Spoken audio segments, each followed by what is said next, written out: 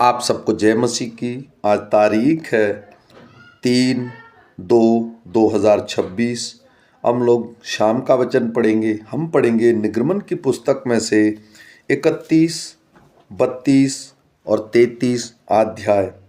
फिर यहोवा ने मूसा से कहा, सुन, मैं उरी के पुत्र बसलेल को, जो हूर का पोता और यहूदा के गोत्र का है, नाम लेकर बुलाता हूँ, और मैं उसको परमेश्वर की आत्मा से, जो बुद्धि, प्रावीणता, ज्ञान और सब प्रकार के कार्यों की समझ देने वाली आत्मा है, परिपूर्ण करता हूँ, जिससे वह कारीगरी के कार्य बुद्धि से निकाल निकाल कर सब भांति की बनावट में, अर्थात सोने, चांदी और पीतल में, और जड़ने के लिए मणि, काटने में और लकड़ी पर नक्काशी का काम करे। और सुन, मैं दान के गोत्र वाले अहीसामाक के पुत्र अहोलीआब को उसके संग कर देता हूँ, वरन जितने बुद्धिमान हैं उन सबों के हृदय में मैं बुद्धि देता हूँ, जिससे जितनी वस्तुओं की आज्ञा मैंने तुझे दी है उन सबों को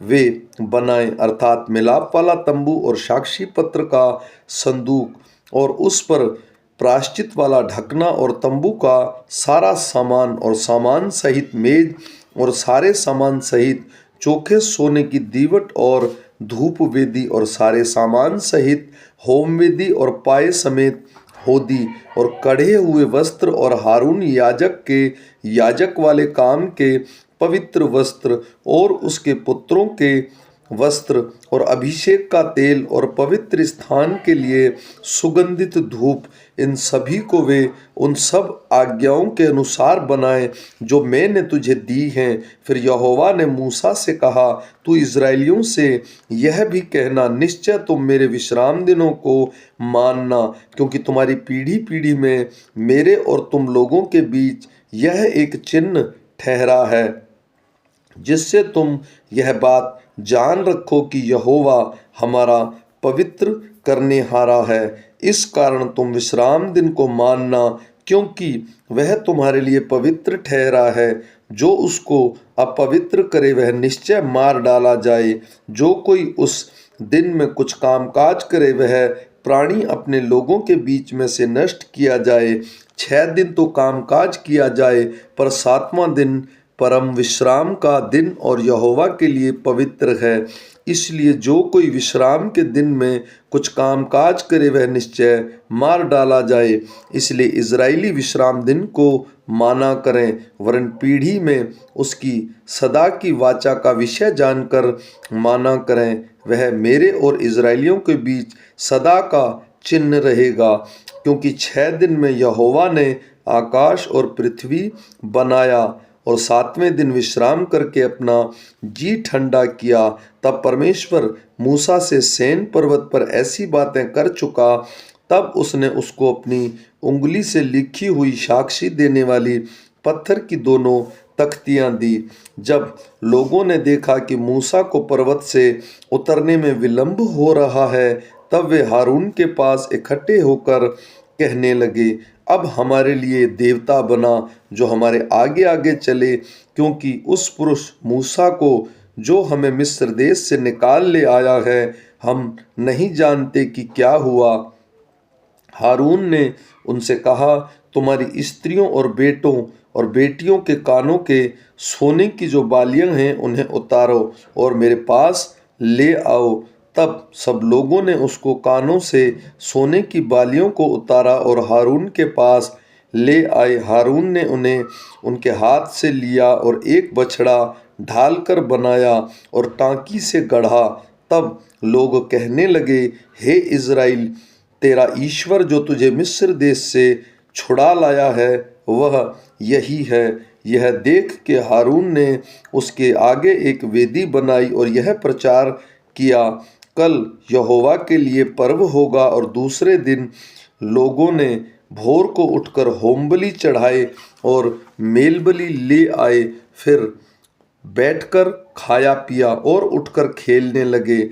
तब यहोवा ने मूसा से कहा, नीचे उतर जा, क्योंकि तेरी प्रजा के लोग जिन्हें तू मिस्र देश से निकाल ले आया है वे बिगड़ गए हैं और जिस मार्ग पर चलने की आज्ञा मैंने उनको दी थी उसको झटपट छोड़कर उन्होंने एक बछड़ा ढालकर बना लिया। फिर उसको दंडवत किया और उसके लिए बलिदान भी चढ़ाया और यह कहा है, हे इज़राइलियों, तुम्हारा ईश्वर जो तुम्हें मिस्र देश से छुड़ा ले आया है वह यही है। फिर यहोवा ने मूसा से कहा, मैं इन लोगों को देखा और सुन, वे हठीले हैं। अब मुझे मत रोक, मेरा कोप उन पर भड़क उठा है जिससे मैं उन्हें भस्म करूं, परंतु तुझ में से एक बड़ी जाति उपजाऊंगा। तब मूसा अपने परमेश्वर यहोवा को यह कह के मनाने लगा, हे यहोवा, तेरा कोप अपनी प्रजा पर क्यों भड़का है, जिसे तू बड़े सामर्थ और बलवंत हाथ के द्वारा मिस्र देश से निकाल लाया है। मिस्री लोग यह क्यों कहने पाए, वह उनको बुरे अभिप्राय से अर्थात पहाड़ों में घात करके धरती पर से मिटा डालने की मनसा से निकाल ले आया। तू अपने भड़के हुए कोप को शांत कर और अपनी प्रजा को ऐसी हानि पहुंचाने से फिर जा। अपने दास अब्राहम, इसहाक और याकूब को स्मरण कर, जिससे तूने अपनी ही शपथ खाकर यह कहा था, मैं तुम्हारे वंश को आकाश के तारों के तुल्य बहुत करूँगा और यह सारा देश जिसकी मैंने चर्चा की है तुम्हारे वश में कर दूंगा कि वे उसके अधिकारी सदैव बने रहें। तब यहोवा अपनी प्रजा की हानि करने से जो उसने कहा था पछताया। तब मूसा मुड़कर साक्षी की दोनों तख्तियों को हाथ में लिए हुए पहाड़ से उतर गया।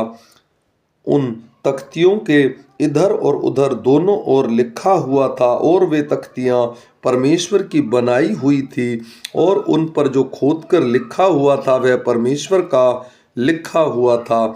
जब यहोशू को लोगों के कोलाहल का शब्द सुनाई पड़ा तब उसने मूसा से कहा, छावनी में लड़ाई का सा शब्द सुनाई देता है। उसने कहा, यह जो शब्द है वह न तो जीतने वालों का है और न हारने वालों का। मुझे तो गाने का शब्द सुनाई पड़ता है। छावनी के पास आते ही मूसा को वह बछड़ा और नाचना दिखाई पड़ा। तब मूसा का कोप भड़क उठा और उसने तख्तियों को अपने हाथों से पर्वत के नीचे पटक कर तोड़ डाला।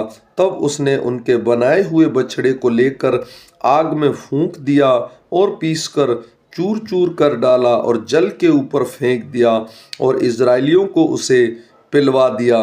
तब मूसा हारून से कहने लगा, इन लोगों ने तेरे साथ क्या किया कि तू इनकी इतने बड़े पाप में फंसाया। हारून ने उत्तर दिया, मेरे प्रभु का कोप न भड़के, तू तो इन लोगों को जानता ही है कि वे बुराई में मन लगाए रहते हैं और उन्होंने मुझसे कहा, हमारे लिए देवता बनवा जो हमारे आगे आगे चले, क्योंकि उस पुरुष मूसा को जो हमें मिस्र देश से छुड़ाया लाया है हम नहीं जानते कि क्या हुआ।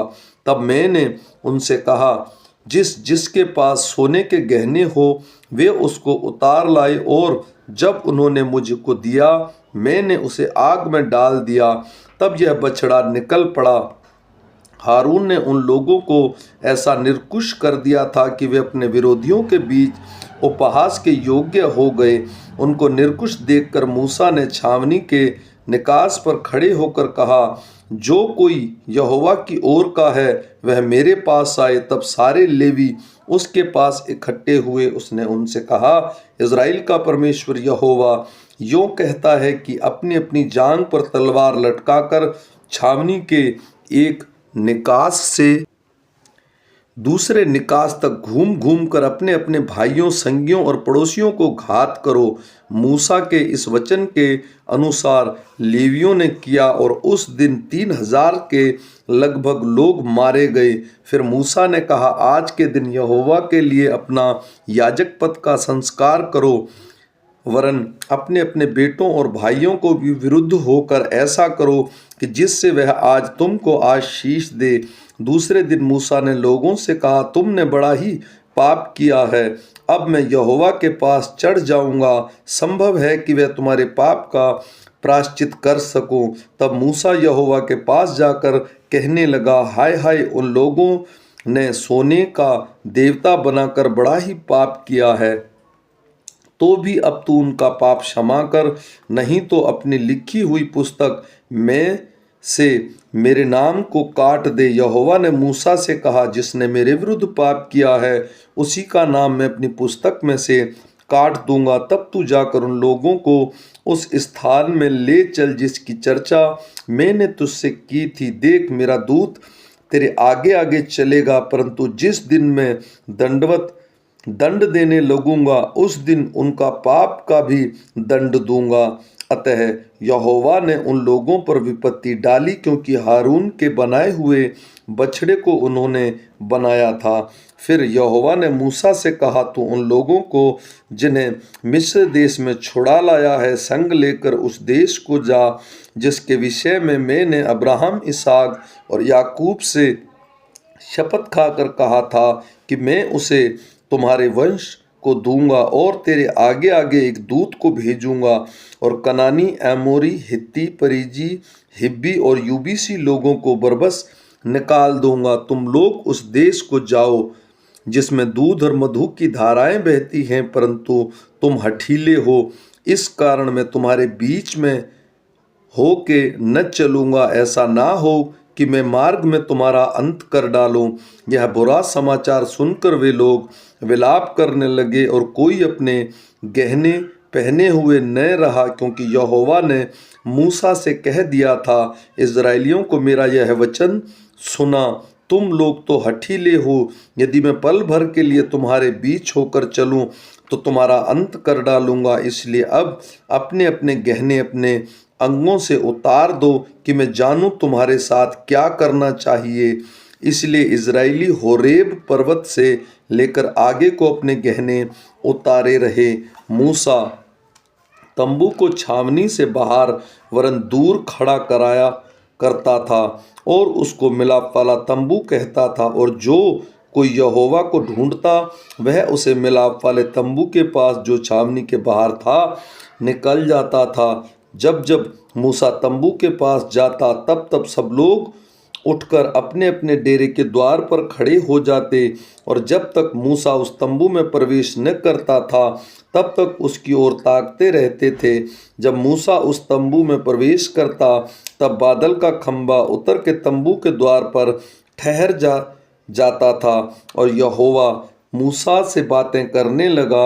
और सब लोग जब बादल के खंभे को तंबू के द्वार पर ठहरा देखते थे तब उठकर अपने अपने डेरों के द्वार पर दंडवत करते थे। और यहोवा मूसा से इस प्रकार आमने सामने बातें करता था जिस प्रकार कोई अपने भाई से बातें करे। और मूसा तो छावनी में लौट आता था, पर यहोशू नामक एक जवान जो नून का पुत्र और मूसा का सेवक था वह तंबू में से न निकलता था। मूसा ने यहोवा से कहा, सुन, तू मुझसे कहता है इन लोगों को ले चल, परंतु यह नहीं बताया कि तू मेरे संग किसको भेजेगा। तो भी तूने कहा, तेरे संग मेरा चित्त में बसा है और तुझ पर मेरा अनुग्रह की दृष्टि है। और अब यदि मुझ पर तेरे अनुग्रह की दृष्टि हो तो अपनी इस गति समझा दे, जिससे जब मैं तेरे ज्ञान पाऊं तब तेरे अनुग्रह की दृष्टि मुझ पर बनी रहे।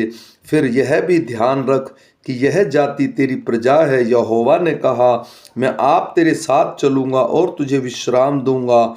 उसने उससे कहा, यदि तू आप न चले तो हमें यहाँ से आगे ना ले जा।